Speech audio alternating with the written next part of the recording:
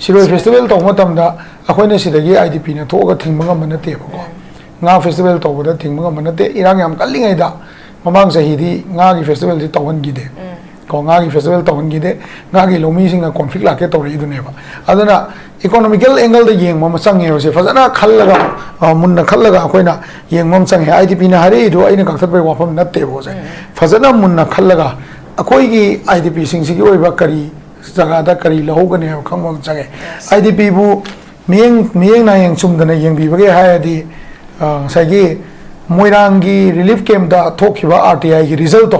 adu mayam gi mathakta FIR ambu lei to male bo ko moirang relief camp gi mi jingna tholaga moi gi mathakta FIR to ba natraga mi du gi mathakta madu da pairami ba mi du mathakta cognizance launa ba kota application tha ba ngam gi sakti du su lei dam ne ba only akhoi marakta phatri je akhoi marakta phatri je ai government ji khakta na te ai marakta yaw mi ju phatte ha je ai marakta yaw phatta mi ju summa lo thok ki do na ha je maun ta hun be ya de ko te tv de am ya madu ge pesa de am ya madu bo idp kya de tv kya nap khage adagi thum kyam adu am ya ma thum do bo manipur pumba population na cha ba ba thum do karai chakhage adu ma jaga do su vocal oi bam change bo ko economic development da adagi lau singu bagi da se samna ha da challenge so we ai koina akhoi yam kanna hoji active hoina yam kanna to biriba Imphal East ki DC ke ga de kya ude puja elangom IS na mana kano da Bishnupur gi sidai da Bishnupur area ji da mana lau singu da army me am kau da khotana nga ga lau singu bagi lau yei da sopan yaw ta na mana honari bse akhoi yeng sa yi ga ni amom de challenge so we peace for ha ga di karimam gi security ki dakar no SDM subdivisional magistrate level में हमदुना SDC SDM में हमदुना असोमना कंदा माई मागी जगह Singh दुदा no movement लाउथो का curfew था मजू याई लाउ ये मतलब दुदा को नो मूवमेंट लाउथो पे याई नसीब आउदा नोई कापा जगह हम दुदा कॉम्पिको ऑपरेशन तो बुदा कोई पेन की बले थे सी फैक्टर में हमसे लोई ना कोलैबोरेट तो होगा लाख होने बट लोई से लग पता है नहीं इसे इकोनॉमी ये एंगल दा एनीथिंग तो रखो से अकोई यारी गई थी ऑब्जेक्ट तो उतना बोना का दम मरमदी अकोई की इकोनॉमिकली डेवलप तौनबा जगह से लेतेबा अखोइना संगाई फेस्टिवल तौ मतमदा लिमिटेशन खरा अखोई से सो मैम तौरगा नत्रगा केनोगा तौकाना मदुगी लिमिटेशन थंबियाई लिमिटेशन जी नसाई कल्चर दगी हेंदोप तौबा यारोय देन फॉर केनो संगाई फेस्टिवल की टिकट सिदगी केनो तौबा अखोई की परसेंटेज खरा रिलीफ की दा फंड होइना संगन गिबे यानाबा कॉर्पोरेट फंड होइरा मो होइरा मदुगी प्रोग्राम तौबा याई मदगी नसाई की इवन यामना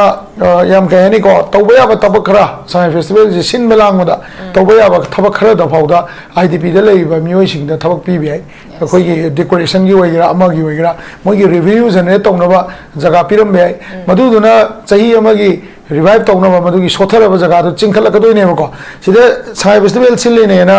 गसाई कमिश्नर का खंगना बमे आमम मंत्री नोबई टाइप चीफ सेक्रेटरी का खंगना बमे आमम ने थिका लोय पैसा लगा लोयन म सुनु हाय बजो कैसु कोइलास थाब जमोय लोयन तौरगा अखोय मयाम सिने पैसा तिंगै चला येंगुरगा मु हालकपदुदी अदुगी पोतुदी मदु तौबम तंजा इसा चादे संगाई फेस्टिवल सिनबै मरम दु चादे बको संगाई फेस्टिवल सिनबै मरम चान जे हाय तारगदी पर कैपिटा इनकम अखोय gi natrasu IDP gi da kari facility pi bangam gadage je सरकार ने हम क्लियर करता हायरगा मोय से IDP से कन्विंस तौबम चंगे अदु कन्विंस तौबम ngam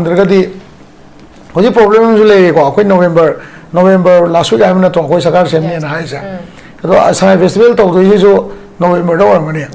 अदुगी मनुंग दु अमु पॉलिटिकल क्राइसिस अमा लागा नत्रगा सरकार अमा से अमा फलाउ ने ता संगाई फेस्टिवल लो हाइजेक तो के पत्ते मसाई ये को संगाई फेस्टिवल हाइबसी manipuri culture tourism सोकास तो बनी मरुइना आइने होसी गेंगनिंग सिदि मोइरांग द लेरिबा indigenous people की युम मैम जे मोय कमाई उलके हंद की सिदे को रिपेयर तो बद पैसा क्या हम काई थुई अदगी टिकट की टैक्स मैम जे मोय तसेन कलेक्शन तोब्रा आई जो निजंग के बोसा ISBS की कैंपस द डीजे सोदा लाएबा डीजे सोदा ला कोई टिकट जे लुपा चामली देना लिसिंग अमा अनि बाव योन गिमने को सिगी यो लेबर सिगी एंटरटेनमेंट टैक्स नत्रगा मदुगी अम्यूजमेंट टैक्स तो सरकार का गिब्रा नत्र का गिब्रा टिकट ओइन नमग सुम योन ग्रजा लाइव जे सी क्वेश्चन ने बा कोई सरकार दा फेस्टिवल अमा सिनबल होय मतुंग दा मदुगी इन्वेस्टमेंट दुगा रेवेन्यू दो पब्लिक ता थ्रू असेंबली नत्रगा फॉर्म मदा खंगन गदम ने बा सिना पीगी बेनिफिट से कई नोय जे को अदुगी बेनिफिट तो सुगंग नंगन दबिदा फेस्टिवल तौग्रे ना हायगा कोलास का थाजलगा जापान दे कई दगी बर्मा गा इंडिया का फ्लाइट पाइनर ने हायगा इंटरनेशनल एयरपोर्ट थोजलगा airline share silchar imphal flight po kangthak ran mangamba adugumba administration je sina to festival to di masana public na object to pata amne ba ada lastly aina ni se hujing matam leiri ko idp na hai ri me am do idp gi press conference to riba moi gi lead to riba khoi chin housing do government na kobi bam changi moi bu kobi ga noi gi oiba akoi kari facility pi bang am doino matam changani hanjan ba je ojabi mon na hanjalani na cha mar law mazu hanjan mangam dri sini honorable chief minister hanjalani na ha so hanjan ngam dri sini ko hekta oiba ba pona te crisis a chaw ma thokrabani si akoi reality de chakadam ne akoi matam khara di smile lai ta yaro je akoi khangi ne ba akoi na smile lai ri manung sida socio economy gi level da akoi na micham mamaga aiga tamosam jaiga aiga chanmai bamga aiga tamoga akoi level manana economically level manaba ko ai gi thabak sinfam do da level manana kamaina chatlaga madugi revival time do kamai lawji gi do yam phadana khamga do ne ba ada akoi na ngasai gi akoi ngasi protest ore je chai ani hen protest ore si effective oide ko adagi political level protest ore effective oide sizani ai bo mi yaw effective oide suicide to bo mi yaw effective oide ko ado akoi na je protest to to je abdi na te ko CSO gi level da government level da ton bo party gi level da discussion adagi kano hanjan ba yana ba formula ma ama yengi dana ko hojik thado gai imphal la ga lei ba ore sumaina mache me je to ne matam khar changi ko matam changani da biren la ga ha ju bimol la ga ju heta oi ba ga dam na te moi ani mak to frustrated ore ta moi masen paun da hunna khalai jine ba adana akoi IDP sing na sum munna khanbi bam changi sigi opportunity ji khudong sa ba se akoina kamaina low ji ga ha khallaga economy yoi ba khudong sa khara di lo haninge khigi mamang da su akoigi Sirai festival da mong pangthoki hauzik so mo November 21 dagi 30 fawa Manipur Sangai festival sa pangthok pagi damakta Manipur government ki side ki so same sa pagi pot se damak 80% मुझे लोशल लग पगी film तलाइ रबनी बतांग से लाई बसे कोई मसी पांगथोक पसिना हाना कोई conflict से late का नमाग दे कोई मसिना कोई टूरिज्म की अदगी कोई इकोनॉमिक की पोता तो की मति यामना फबा अम ओरम बदना मरम का पांगथोक बनी बसी कोई लेरिबा इंडिजिनस के प्रॉब्लम सिंग अदुगा इंडिजिनस अदगी मरुइना संगाय हाबे तारे कोई स्टेट एनिमल ओरिबा इंडेंजर ओरबा संगाय से मसी प्रमोट तोबदसु तो की मति चाउना कोई promote tong na ko da su chawu thong dang lawe haduna koi sangai festival se to ki meting mayam so pamna ba festival am khak su oi ki but adubu thokriba conflict sina maram ora kan da masi pang thok ka dori bisi matang chabra chadara habes ki potani usik lai bisi ozagi ba opinion ta kamai thamini ge akoi manipur gi ne kumai roba ha ga kumai roba ga expo ga ko kumai roba ne expo ne aduga akoi gi ke ne ko trade kamari leina ba trade and tourism hai tare state income la kadaba thabak sing se pangtok pada lan leira loira masi yam seng na ha de apan ma je leiroi dam ne ba leiroi da mak oi ta ga su ngasai gi hujik leiri ba condition ji da di hujik leiri ba condition ha di IDP gi mayum manjan ba ngam da ba de gi ngasai gi akoi gi ton ba angle da gi economically kano revive to ngam ta ba jaga je si jeng ga da akoi na sangai festival sina kano se maru oina especially hai tare ko koi gi IDP de lei ba mi sing jida kai jaga piri gi du di khoi phasana khan ba ma change ba yes wari bo ko festival kang bo festival na pal le na ta isai raw bo no mai kumai raw lei dana ko yamna kano na ta ba khoi gi amom da culture ga mari le na ba sumang lila de na khoi gi tongan full sing is jagoi inat ki oi ba ut pa ko adu na ta mo da yamna pomen show da mamang da taw ki ba ukul da taw ki ba kot ki ba do ngasai gi akoi lam sida irang leitre na government na unna bo na ba man ba madi adum yaw ba ko to bu sangai festival duna maru oina hai tare akoi gi ethnic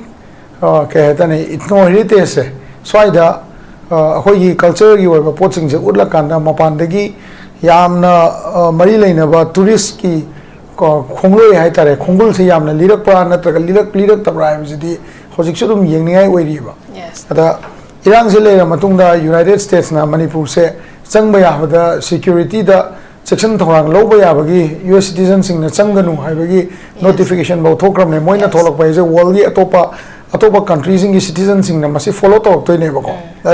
akoi na hujik se kitang ingdara ko matam hai tare han ba gi am langi ba mi am to ina siba du matam na ta khara ingdara ba matam moina yeng kan de sangai festival gi wan thok se fashion show to ba ko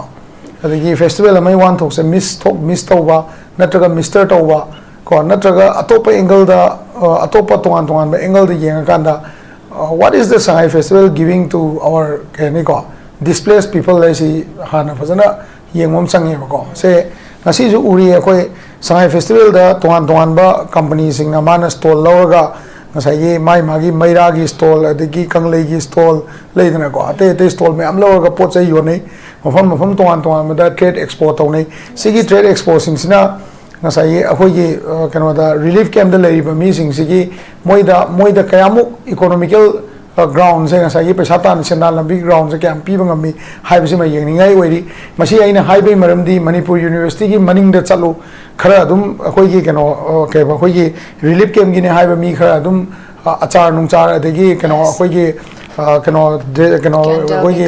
phi suna ba sarap kon pheng na ba sarap yo laga dum lei thobal lambi de chalo moyang lambi de chalo adum yo le lei sigi sing se hojik phau mai magi sinpham da hanjalan bangam da ba se si leiring ai da Sangai festival da moi gi jaga pidana to ba se yamna achauba akoi gi achauba soiba ma mamang na su soi gare se ko moi jaga mamang na su pide festival la ga dum ngam jaba karan na thola ga so kas to ba adagi tongan designers in fashion show puthokpa then atopa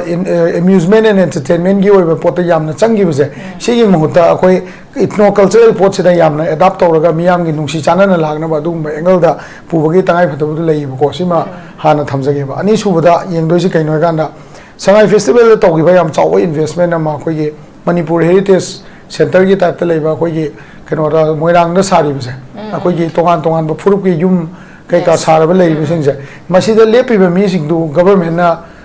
kan sai gi tongan ba thadu gi hokip ki kari gi adai ate lei dana ko koi gi tangkul gi den koi paumai gi kari gi yum sar thami me am do madu gi potu da koi gi lepi ba mi sing du duplicate mi na koi meitei na oina dresses alaga lepa meitei pangan na dresses leba awai ba mi na lepa gadi Sangai festival tawri ba gi wan thok to leite ba ko madu in paper da koi manipur se amatani ha ba thabak tana tongan taw de madu kana de ba Sangai festival hai ba festival se masi akoi gi tongan ba furup sing ji punpham ground mo oi gadam ne masi semgat ki bi su manipur tourism festival hai ga semgat ki ne ko manipur tourism festival hai bi atadi kai no ha ganda tongan ba mapan gi leiba miyam da mapan gi miram gi jati tongan ba achau furup sing da manipur gi culture amadi history se ulla ganda akoi manipur se koi ba chat pa ya ba tamjani ngai leiba phajaba mafam leiba adagi mot ta ba yamna miyam gi da pleasing oi ba jaga amani aduga ngasai nature beauty level jaga ni hena utna bhona da tawgiba aduma festival ne masida rock show gumba tawga mapane mi kausalaga akoi gi mi ne na adum yam tilaga akoi gi pesa duna adum rotation tawga sakara na tax ka ika ka da bai mong se taw matam da masigi mangjab leba aina sakara amaga propose tawning mari kaino ha ga na hojik se akoi gi corporate social responsibility na yam kana tawi ko akoi manipur da hojik toan ba jaga da toan ba crisis mayam thoi akoi hojik even CMHT gi sibauda kanona pharmacy na percentage lawam bagi adagi rims na corpus fund thamam bagi masi problem thoi ko Sangai festival gi ticket se Sangai festival gi ticket je mamangai to buganda akoi gi ticket se auction to matam da magi ticket se dagi entertainment tax kara na taga amusement tax kara sakar ka ga dogni ma se ko sakar ka ba gi mathakta social responsibility oina miyam na khoi manipur da mayam wa matam da GP nung pe to ga paisa khai be chana bi sham chaung lei ko ticket gi some portion khara hai ta 1% gum badi relief camp ki wealthy kano kari ani welfare measure da maji hap kani hai ba gi confirmation ma zu ticket ji kak khoi na ticket ko tam da lupa yang khai da ka zu kun da ka zu lupa manga amadi mase kanagi CM gi chief minister relief fund ra kai no ma corpus fund ma da masi changal laga madugi potuna amuk ngasai gi relief camp gi lai basing sida moi angang lai tam gi boire madu ama wi wore tourism gi oiba collection sida gi some part khadi manipur gi crisis sida madu kano kai reinvest on gi wakhalon do koi da chaung lai hai tare ko miyam da chaung lai aduna loisal ko ai thamjani si kai no ganda Sangai festival si tawdabadi mangjai tawgadabni tawhim sung yamna pomen so da tawgado matam di nate tawgado bo akoi gi ethno culture da soiba ethnic culture sing si da soklei ba pot se ngasai akoi gi lemin na ba yak ta ba changna da ba separate ke agenda den ngasai gi toan ba furup ni gai na ngasi ma akoi phiran hungi lam olaba manipur se sidai da akoi manipur se amatani hai ba pot to miyam da amadi angang sing gi wakhalon da adugumba showcase to gi timing do culture amadi tourism amadi ngasai ethnic level da toan ba jaga da changzal lakanda madugumba achawa festival lama akoi United Manipur amagi community masen nungsinabagi revival gi oiba aduma festival lama oilaga chakragadi maduda yam phani aduga relief camp gi singse relief camp de leiba ichinau singsida festival sina kari kana ba piba ngamdoi no haibase akoi government gi section department singna yam phajana nainaraga moi gi oiba nahandagi pot yon ba ya daba adu da toy only stall macha ma thang hangaga thambi ba nataba whole and soul kano de maduda laiba sangai festival dagi laiba income se thikaw ina togi ba nataba ko mantop sabagi toan ba paisa ma kai thokpa stage sabai toan ba paisa ma kai thokpa decoration gi toan ma kai thokpa den ngan gi akoi gi cultural home sing sabdo adu da crore ni kai thoi gai toy adu maina nataba ko masi whole festival sigi revenues dagi relief camp da moina kari pi bangam gada ge ya bisa masi chapchana khangma ma change na ismain thamjagi okay am san thabigre ko ye handak pangtok ko doriba ko gi 2025 ki sangai festival gi masigi theme se ko unity healing and inclusion with a special focus on the resilience of those affected by recent conflict hana pi hoi unity gi pot sima yam phasana su palle but adubu hoi gi thokriba conflict sida sohalaba singi damangta habe tare masidagi kitang dor shu stress free oina bagi damangta so habe tare masi kadai fo masina hariba festival sina hoi gi idp sing aduga conflict sina sokalaba hoi gi victim sing sida habe tare masida kadai fo impact pi bangam gada gi habe gi pot su khana bam khasu chu meuzana sam san de gilak chege oza samjana su hojik highway ki ba hoi idp sing gi ba hoi gi ngarang dagi su horaga hoi gi press conference pham bagi pot ama khasu lai ringa sim so koi manipur press club ta khogi tongan bar relief camp ta lari ba idp sing punsalaga moi press conference ama kak pangthoki ba masida hai ki bo afam se koi 2025 ki December 4 ki manung da koi phase ahum thongna phase 9 na koi idp sing se masa masa gi mayum da hajalan gani habagi government ki side ki chief secretary na hai ki ba ma kak su lei but adubu hari ba makoi na phongdo ki ba se thabag oina onthok trika na usik state level gi oina state ki thangta sangai festival se pangthok na bagi damang ta sem sari ba se masi matang chade maramaduna koi makhoi gi resettlement gi pot se hana koi priority pbu aduga koi gi sangai festival natraga any state level gi ba state ki thang ta pang to festival city makhoi idp singna koi masa masa gi mayum da hanjal inji fawba aduga manipuri conflict sina fully restore koi normal sida restore to ri fawba di state level ki thang ta pang to festival se mata to bigan ha bo afon ko su fong dore oza ka mai thamini mase ke no ne idp gi ofam je support to do wa na te ko pangthok to mangje bu yam chaw le pangthok economically yam backward or ta ga de ko manipur je economically move to no pot lai ta ne khoi sin khangmi na change ba na ko ada sai ye state any state festival pangthok ro je ha di chako bu gi nga me la to state ki festival ne ko do akhoi gi kano se disparity ai da pot chi yeng bo ma ta yeng ma na yeng mom change ko ma na yeng mo si kano ai na hai si sai festival si ngasai ga hani pangthok ta basi mangje basi akoi khanmam change ba sangai festival je pangthok alaga madu da stage to ru do akoi gi hanjan ba ya da ba ngasai gi ko adagi akoi gi economically backward oi ba adagi akoi ne lei ri ba yum kai mong si stage to bu ya ba ko stage to ru ya ba madu da government ga akoi ga si jaga khara da akoi na mukna ba da ngam ga da ba jaga khara da mukna ba da ngam ga da lei thong samjai ju phabi ri se khoi gi press ki manipur dharu to khoi mukna to usbau loi nai de loi san mangam da lei sine ba ado akhoi na ngasai gi thamning gi positive kai no ha kan da economically backward oi ba akhoi gi maru na idp gi economically backward oi ba jaga se sigi jaga sigi 10 days festival ji to kan da idp sigi lei ri ba miyam de ngasi ju akhoi na pochai yon bam leita ngang sing gi lai tam ba ba si mayam je sangai festival gi manung du de gi kari pot khare de khoi lau ga dam ne lawe ba i wa khan na de sai ai na ba ticket tu da sangai festival ticket je sai yang ga ne mi no mo da mi la ga ma la ga ni la hung ga chang ngam ne ma se ko khoi sung na tang gi keno da to ring da khoi gi si gi hafta gang si bung to kan na ko la hung mari ga chang ne no mo da mi se ayu tai nung dang bo se ko ma si de chang i ba ma si gi ticket si gi some percentage ka khoi idp gi development gi ate gi da khoi angang like tam bai boire hoje tam bi basing gi fee thi da boire madu gi social responsibility ga government lohon ga da ne adagi sai gi idp sing gi moina na ngai training pi gi ba horticulture pi gi ba handloom na pi gi ba pot mayam du gi yon bagi tanja do ase lohon ga da ne yon bom lai ta do ko adu loina ba yon bangam bagi room ma pi ga da den nga sai gi kai hai ni ko akhoi gi sigi irang si ngasai gi government na sangai festival si to ka na irang si leitre hai na leitre na utpagi angle lai tar ko leitre irang si leitre na utpagi angle ji Siroi festival ji state festival ni nga gi festival ji state festival ni then atai expo mayam ma su state ki tawri ko sigi jaga sing si tawna sai gi akoi gi oiba akoi gi backward ta lei ba pot sing ji gi oiba wafam si yam clear ka ta thamam jangi gi Sangai festival tawba kanda ngasai gi yamna fashion gi oiba kari gi oiba sugumba culture ga mari leine daba pot sing jima irang lei manung sida lephan mam changi ko de isai nomai to ko khotpa oi mingon da isai nomai to le po di aming na sum hair kani khoi sendal mi na kadai na khoi ju yauna lu po hair ga na hair kani engal yam lei ba sike ko economical engal yeng kanda ngasai gi ai na haiba ka tang ai sanda ai se usem na haiba na ta ai na personal haiba se ka tang ta ba ya to matang la kane mo sike se thoro discussion am phasan change ba akoina human general to bo yaroi haibasi siga akoin masi festival ji to matamda akoi gi backward oi reba jaga sida kari benefit pi doino aduga idp si bu kari mieng oina yengbiri ge ngan ge akoina wari si akoida kari ko gon ngam ge haiba so adu factor amane ko ukhul le sai festival so Siroi festival to matamda akoina sida gi idp na to ga thingma ngam na te ko nga festival to da thingma ngam na te irang yam kallingai da mamang sahi di nga gi festival di tawan gi de ko nga gi festival tawan gi de nga gi lomi sing a conflict la ke to ri du ne ba aduna economical angle de yeng mama chang ye se fazana khallaga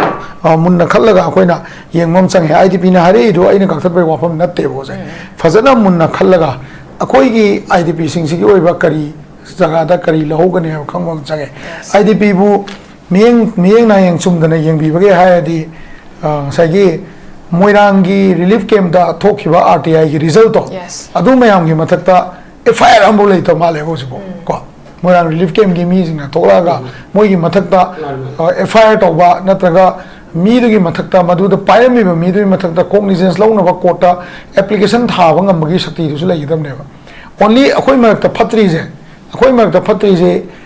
ai gi government ji khakta na te ai marakta yaw mi su phatte ha je ai marakta yaw phatta mi du summa lo thok ki do na ha je mauna to hun be ya de ko te tv de am ya madu gi pesa de am ya madu bo idp kya da tv kya nap kharge adagi thum kyam adu am ya ma thum du bo manipur pumba population na cha ba ba thum do karai chakhrage adu ma jaga du su vocal oi bam change bo ko economic development da adagi lau singu bagi da se samna ha da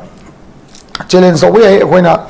akoi yam kanna hoji active hoina yam kanna to biriba Imphal East ki disi ke ga de kya ude puja elangom is na mana kano da Bishnupur gi sidai da Bishnupur area ji da mana lau singu da army me am kau da khotana nga ga lau singu bagi lau yei da sopan yaw tana ba mana honari bse akoi yeng sa yi ga ni amom de challenge so we peace pur ha ga di karimam gi security ki dakar no SDM sub divisional magistrate level में हमदुना SDC SDM में हमदुना असोमना कंदा माई मागी जगह Singh दुदा no movement लाउ थोगा curfew था मजू याई लाउ ये भी मतलब दुदा को no movement लाउ थोपे याई नसीब आउदा नोई कापा जगह हम तो दा कॉम्पिको ऑपरेशन तो बुदा कोई पेन की बोले थे सी फैक्टर में हमसे लोई ना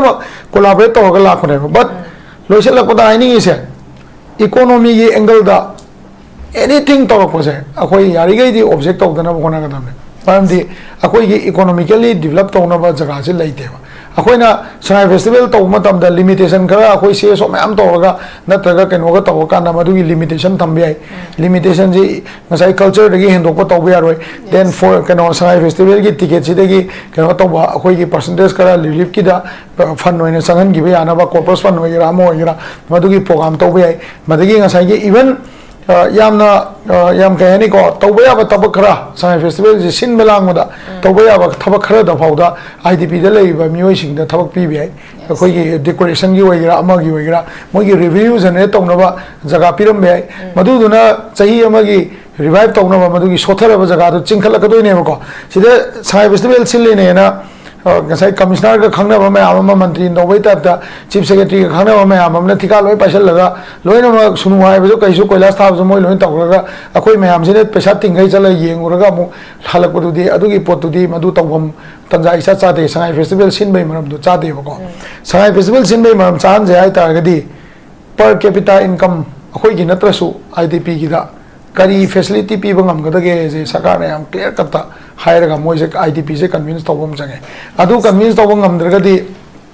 hoji problem ju le ko akoi november November last week I am not to go Sakar Semi and Haisa. Sangai Festival to the November or money. Yes. Adugi Manung do the political crisis Amala, Sakar Amase Fatlauna Sangai Festival or Hijack to give Patti. Sangai Festival I see Manipuri culture, tourism, so cast over him. I know Yang is the Moirang the lady, indigenous people give you ma'am, Moy Kamai Ulaki and the Kisidago. Repair over the Pasakam Kaitui.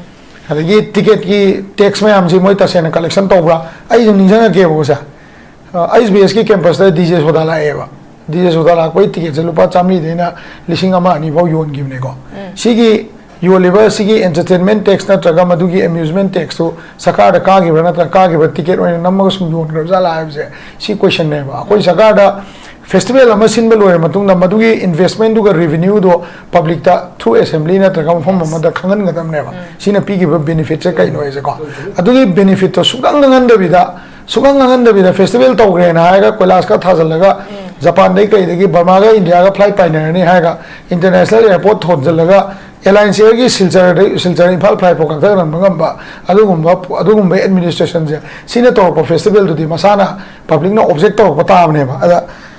lastly I need say husing matam lady ko IDP na high review ma'am do IDP ki press conference story ba moi ki lit story ba khoi chin housing do government na ko bi bam change moi bu ko bi ga noi gi oi ba koi kari facility pi bang am doi no matam changani hanjan ba je ojabi mon na hanjalani na cha ma law ma ju hanjan mangam dri sini honorable chief minister hanjalani na ha ju hanjan ngam dri sini ko hekta oi bya ba pon na te crisis a jo ma thok krabani si akoi reality de chakadam ne akoi matam khara di smile lai ta ya ro je akoi khangi ne ba akoi na smile lai ri manung sida socio economy ki level da akoi na micham mamaga aiga tamosam jaiga aiga chanmai bamga aiga tamoga akoi level manana economically level manaba ko ai gi thabak sinfam do da level manana kamaina chatlaga madugi revival time do kamai lawji gi ha do yam phadana khamga do ne ba ada akoi na sai gi akoi ngasi protest ore je chai ani hen protest ore si effective oide ko adagi political level protest ore effective oide sizani ai bo mi yaw effective oide